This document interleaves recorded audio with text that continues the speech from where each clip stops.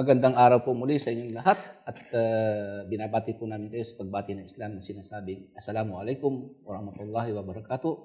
Ang pagpapala at ang biyaya ni Allah ay sumayo nawang lahat. Sa pagpapatuloy po natin, sana po natin pagtalakay tungkol po sa kalagayan ng ating kapatid ni si Augusto Pote, ngayon ay Abdullah na, tungkol sa mga dahilan ng kanyang pagpasok sa Islam. Ngayon, sa pagsusuri mo sa Islam, sa Iglesia ni Cristo ay nananampalataya na si Ginoong Felix Manalo ay ang sinasabing huling sugo. Sa silanganan, sinasabi pa nila. Ang napapansin ko, paano ang nangyari na mula kay Felix Manalo bilang huling sugo ay naging Muslim ka, ay sinampalatayanan mo na ang Propeta Muhammad, ang kapayapaan ay sumakanya, ay ang huling sugo. Ano ba ang nakita mo kung bakit tinanggap mo ang pananampalatayang ito? Magandang katanungan yan, Ustad, no?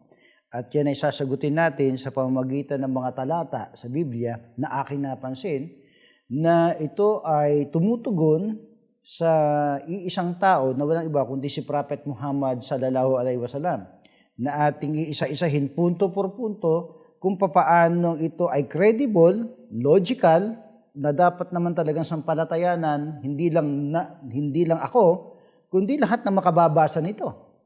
At aking sisipiin, Ustad, ang pagkakasulat dito di umano sa pahayag ni Kristo sa 1:14 talatang 16.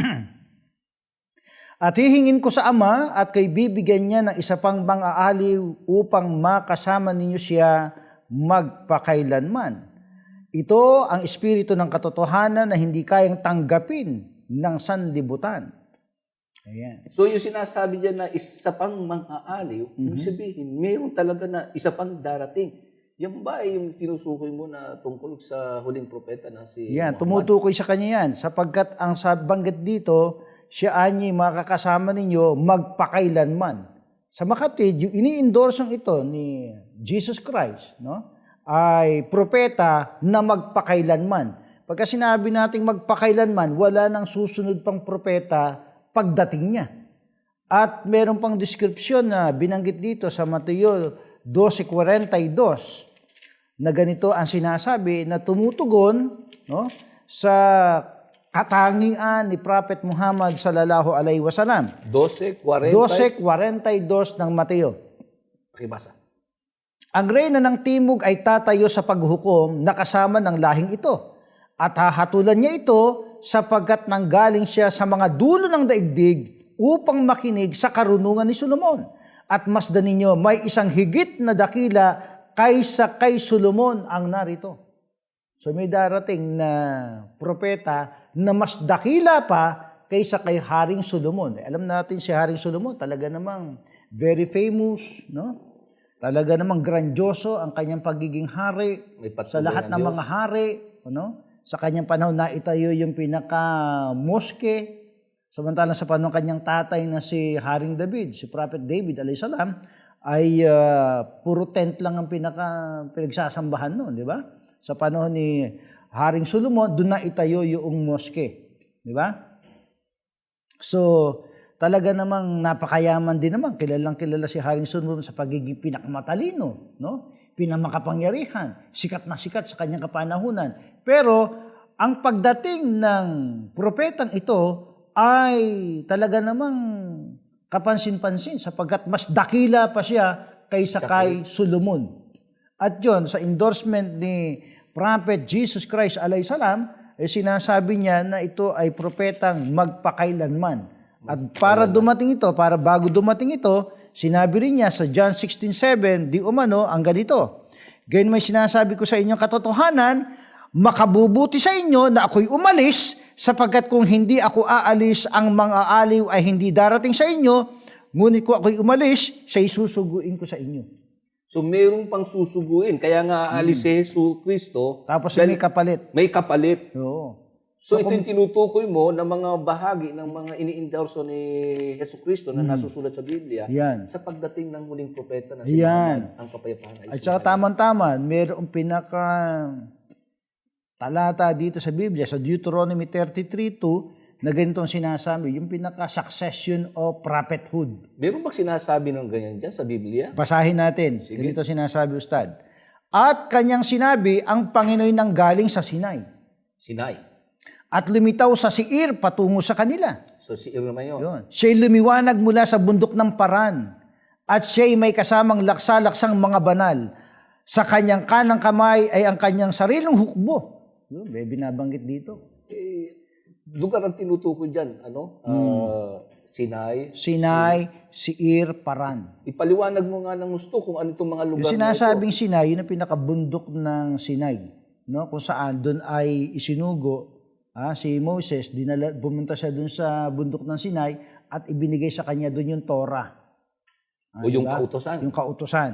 Yung tinatawag na Torah o Taurat. No? Sa Seir naman, dyan naman, ang kilalang nangaral dyan sa lugar na yan, no? Sa Seir, yung sa gawing Israel, Palestine, walang iba kundi si Jesus Christ.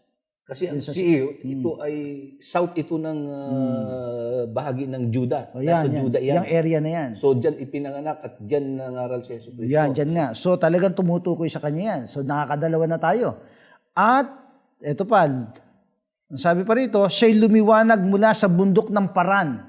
O saan naman yung bundok ng Paran? Saan nga ba? Diyan sa, kumbaga, modern day Saudi Arabia yung area na yan. So Arabo. Di ba? So may tatlong lugar na tinutukoy dyan na tatlong propeta. Oo, magkakasunod yan, no? So lumilitaw na ang kasunod ni Jesus Christ ay walang iba kundi ang propetang magmumula sa Paran. Sa Arabia. Sa Arabia. Di ba? Kasamaan niya laksalaksang mga banal. Sa pangyayari, sa history ng Islam, Ustad, mula doon sa Madina, di ba? Papunta doon sa Maka, 10,000 na mga Muslim ang papunta doon sa Maka. Di ba? Sa pangunguna ni Prophet Muhammad sallallahu alaihi wasallam. At pagkatapos doon ay ginawa nila, pagdating nila sa Maka, lahat ng mga Diyos-Diyusan na sinasamba ng mga Arabo, pinagtatanggal lahat yun. Doon sa Makkah. Doon sa Maka. At pagkatapos doon ka, una-unahan narinig yung pagsigaw ng Adan na pinangunahan ni Bilal. Di ba? So yun, ibinalik ang pagsamba, no? Sa nag-iisang tunay na Diyos at ipinairal ang Islamic teachings. Di ba? Yung talagang batas na pinairal na nakasulat sa Quran. Yung nga sinasabi niya na may mahigpit na kautusan. Sa kanila. Ano bang tinutukoy dito? Yun yung Quran. Kaya nga, ang mga Muslim ay kilalang kilala sa pagiging ang kanilang pinaka-batas, ay may ngipin. Di ba? Mahigpit na kautusan.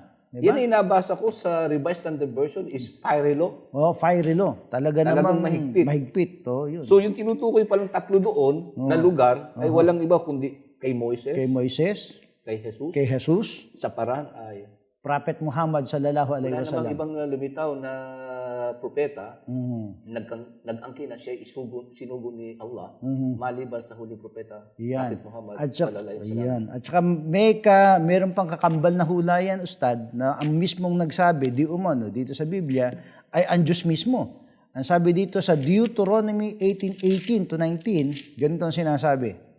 Ako'y hihirang para sa kanila ng isang propeta na gaya mo, mula sa kanilang mga kapatid at aking ilalagay ang aking mga salita sa bibig niya at kanyang sasabihin sa kanila ang lahat ng aking iuutos sa kanya. At sino mang hindi makikinig sa aking mga salita na kanyang bibigkasin sa aking pangalan ay pananagutin ko tungkol doon. Dito may binabanggit na propeta na lilitaw na gaya ni Moises. No? Na ilalagay ng Diyos sa bibig niya ang lahat ng kanyang sasalitain. Sinasabi nila, yan daw niya si Jesus. Ay hindi mangyayari ito kay Jesus, Ustad, sapagkat ang sinasabi dito, kagaya mo, Moses. So kagaya talaga ni Moses. Pagkakagaya ni Moses, ibig sabihin, si Moses, prophet, messenger, king, di ba? Oo. So dapat ganun din yung papalit. Oo. Prophet, messenger, king, di ba? Pagkatapos, si Moises, may tatay, may nanay. May tatay, may nanay. Oo. Si Jesus. Si Jesus, may nanay, walang tatay. Magkaiba nga. Magkaiba. So, hindi si Jesus Christ yan. Meron pa bang pagkakaiba? Meron pa. Tangi sa may tatay, may nanay, siyempre may asawa. Katulad ni Moises, may asawa. Oo. So, may asawa rin. Si Jesus. Walang asawa. Binata yun eh. Wala talaga, hindi talaga papasok kay Jesus Christ yun.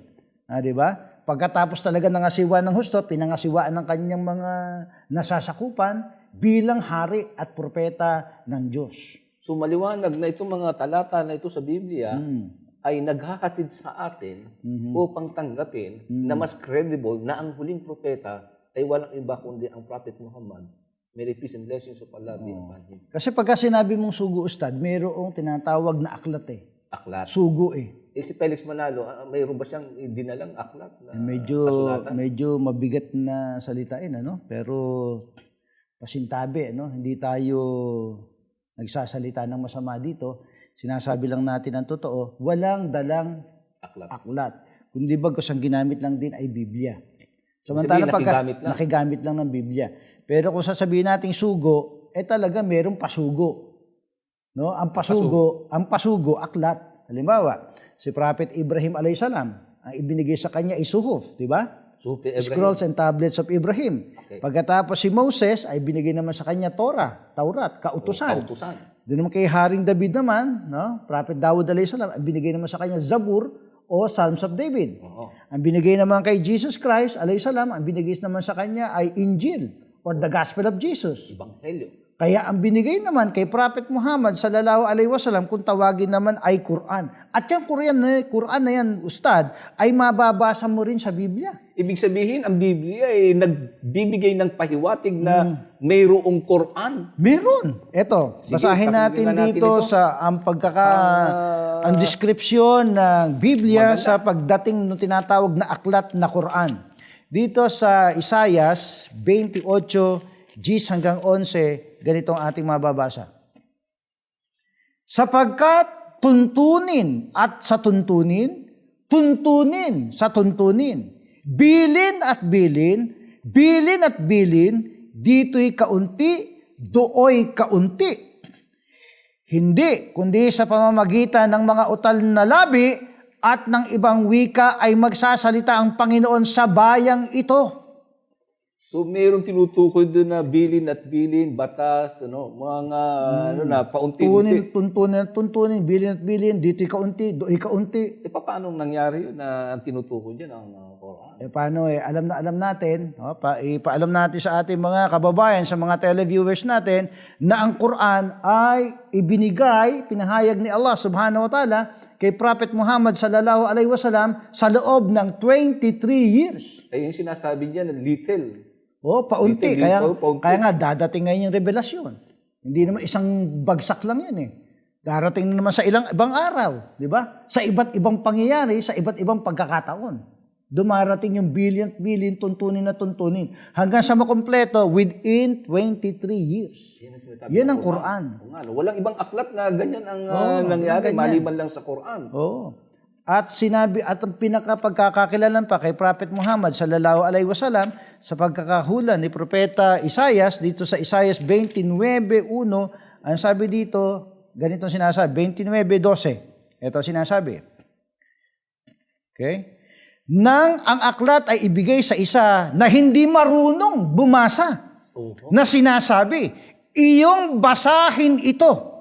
Kanyang sinasabi, ako'y hindi marunong bumasa. Kanino ba nangyari ito? Ay walang ibang propeta na hindi marunong magbasa at magsulat. Maliban lang sa huling kay Prophet Muhammad sallallahu alaihi wasallam. Yung talata pa lang yan, na hula na yan, na nagbibigay ng impormasyon sa atin na may lilitaw na isang propeta na hindi marunong bumasa at magsulat. Kaya nga mababasa rin natin yan dito sa Quran, no? Basahin natin yung pinakakahawig na talata na yon dito sa Quran bilang patotoo na yun ay tumutukoy kay Prophet Muhammad sallallahu alaihi wasallam. Dito sa Quran, sa 96, no? 1-5, ganito sinasabi. Dito sa Surat Al-Alaq, 1-5. Read! Okay? In the name of Allah, the most gracious, the most merciful, read! In the name of your Lord, who has created all that exists. He has created man from a clot, a piece of thick, coagulated blood. Read! And your Lord is the most generous, who has taught the writing by the pen. He has taught man that which he knew not. Saktong-sakto. Basahin mo. Ang sabi. Yan. Pero dahil sa tayo po ay magbibigay muna ng paalala sa ating pong mga taga-subaybay, kaya kami po ay sumandali na magpapaalam sa inyo at kami po ay magbabalik sa ating pong painit na issue ng ating kapatid kung bakit siya pumasok sa relihiyon ng Islam.